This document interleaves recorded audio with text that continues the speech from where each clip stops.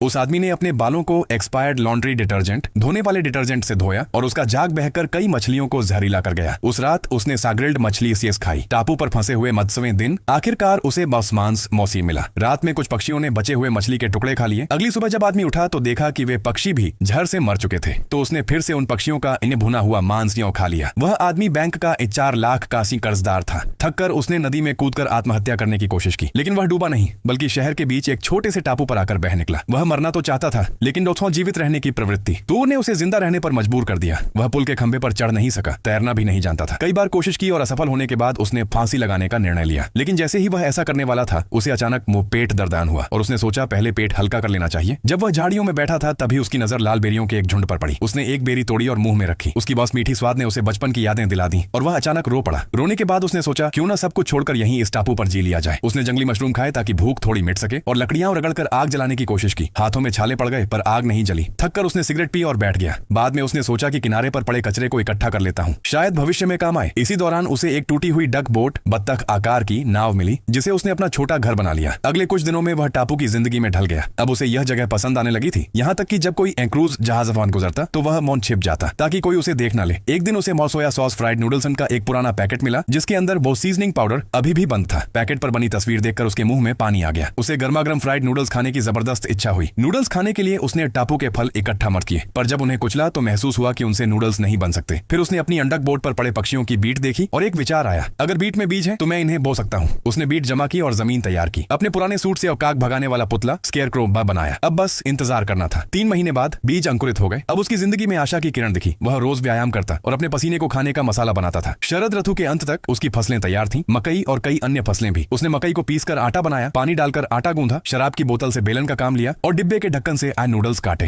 फिर उसने महीनों से संभाल कर रखा और सीजनिंग पाउडर मास्क खोला, नूडल्स में मिलाया, थोड़े साइड डिश डाले और बड़े संतोष के साथ इस खाना शुरू किया। जैसे ही उसने पहला निवाला खाया, वह नो जोर जोर से रो पड़ा, क्योंकि उन नूडल्स के हर स्वाद में उसकी मौसमास संघर्ष, उम्मीद और नई जिंदगी की कहानी छिपी थी।